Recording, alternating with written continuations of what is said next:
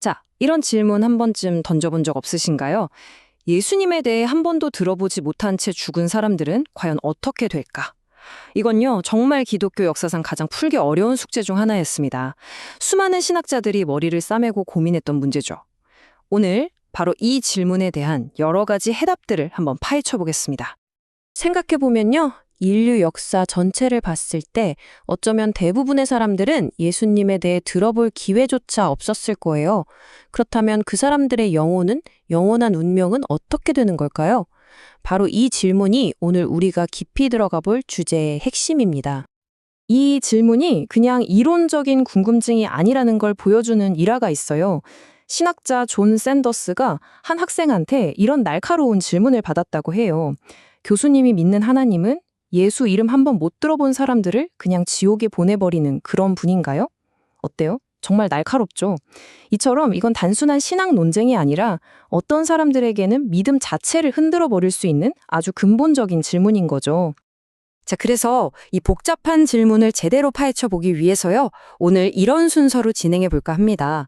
우선 모두가 동의하는 공통분모가 뭔지 한번 짚어보고요. 그리고 나서 핵심적인 세 가지 관점을 하나씩 살펴볼 겁니다. 좁은 길, 더 넓은 소망, 그리고 마지막 기회라는 관점들이죠. 마지막에는 이 세 가지를 딱 놓고 비교하면서 정리해 볼게요. 네, 그럼 본격적으로 들어가기 전에 먼저 이 세 가지 관점이 모두 동의하는, 그러니까 논의의 출발점이 되는 기본 전제들부터 한번 짚고 넘어가죠. 이게 되게 재밌는 부분인데요. 사실 이 세 관점은 서로 엄청나게 다른 결론을 내리지만 핵심적인 부분에선 다들 네, 맞습니다 하고 동의를 해요. 예수님이 유일한 구원자라는 것, 성경이 우리의 최종 가이드라는 것, 그리고 모든 인간은 죄인이라 구원이 필요하고 그 구원은 믿음으로 받는다는 것. 이 네 가지는 모두가 공유하는 공통분모입니다. 그러니까 이 논쟁은 뭐랄까, 한 지붕 아래 사는 가족들끼리 성경을 어떻게 해석할 거냐를 두고 벌이는 토론 같은 거라고 보시면 돼요. 그런데 말이죠. 바로 여기서부터 길이 갈라지기 시작합니다. 아주 중요한 단어 하나 때문에요. 성경에 하나님이 세상을 이처럼 사랑하사라는 구절이 있잖아요. 여기서 말하는 세상, 그리고 모든 사람이라는 단어의 의미가 대체 뭘까요? 한쪽에서는 모든 종류의 사람들, 그러니까 유대인이든 이방인이든 모든 계층을 다 포함한다는 뜻이라고 봐요. 다른 쪽에서는 아니다.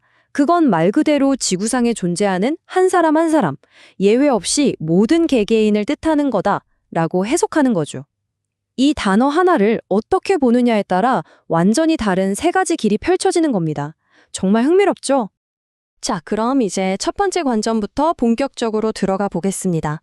바로 좁은 길이라고 불리는 입장인데요.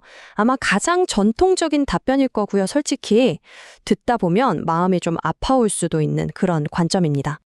제한적 구원론, 이름 그대로입니다. 구원의 문이 꽤 제한적이라는 거예요. 아주 명확한 두 가지 조건이 있어요. 첫째, 반드시 이 땅에서 살아있는 동안 복음을 들어야 한다.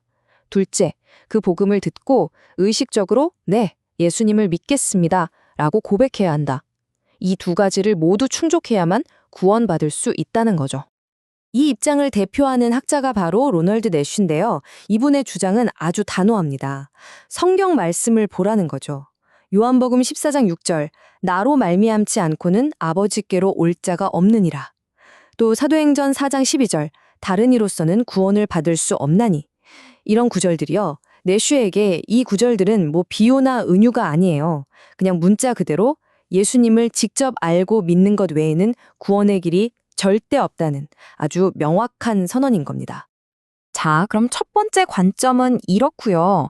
이제 두 번째 관점으로 넘어가 볼까요? 여기서는 희망의 문이 조금, 아니 어쩌면 꽤 많이 넓어집니다. 포괄적 구원론의 핵심 아이디어는 이렇습니다. 구원의 원천은 오직 예수님 한 분뿐이다. 이건 변하지 않아요. 하지만 그 구원이 우리에게 전달되는 방식은 더 다양할 수 있다는 거죠. 무슨 말이냐면 어떤 사람이 평생 예수라는 이름을 한 번도 못 들어봤다고 해봐요. 하지만 그 사람이 밤하늘의 별을 보면서 아, 이 세상을 만드신 분이 분명 있을 거야 라고 경외감을 느끼거나 자기 양심의 소리에 따라 선하게 살려고 애썼다면 바로 그 믿음의 반응을 보시고 하나님께서 예수님의 구원을 적용해 주실 수 있다는 그런 놀라운 가능성을 여는 겁니다. 아까 그 날카로운 질문을 받았던 신학자 있죠. 바로 존 샌더스가 이 입장의 대표주자입니다. 샌더스는 성경 구절 하나하나를 따지기 전에 더 큰 그림을 보자고 해요. 바로 하나님은 어떤 분이신가라는 거죠. 성경은 분명히 하나님이 모든 사람이 구원받기를 원하신다고 말하는데 그런 자비로운 하나님이 인류 대다수에게는 아예 구원의 기회조차 주지 않으신다는 게 말이 되냐는 거예요. 즉, 이 관점의 가장 강력한 근거는 바로 하나님의 과분할 정도의 사랑, 바로 그 성품 자체에 있습니다. 바로 이 문장이 포괄적 구원론의 심장을 꿰뚫는 말이라고 할 수 있어요. 하나님은 모든 사람을 은혜 안에 두시고 오직 그 은혜를 거부하는 자들만 심판하신다. 이게 무슨 뜻이냐면 우리의 기본 상태, 그러니까 디폴트 값이 심판이 아니라 은혜라는 거예요. 하나님은 일단 모든 사람을 구원의 가능성 안에 두셨다는 거죠. 심판은 그 은혜를 끝까지 아니요, 싫습니다 하고 거부하는 사람들에게만 내려진다는 아주 혁신적인 생각입니다. 자, 이제 마지막 세 번째 관점입니다. 이 관점은요, 구원의 기회라는 시간표를 우리가 아는 이 세상 너머, 그러니까 죽음 이후까지로 확장시키는 아주 대담한 주장을 합니다. 신적 견인론 혹은 좀 더 직접적으로 사후 복음 전도론이라고도 불리는데요. 이 관점은 첫 번째, 제한적 구원론하고 공통점이 있어요. 복음을 명확히 듣고 믿어야 구원받는다는 점에서는 똑같습니다. 그런데 결정적인 차이가 뭐냐? 바로 그 기회가 주어지는 시점이에요.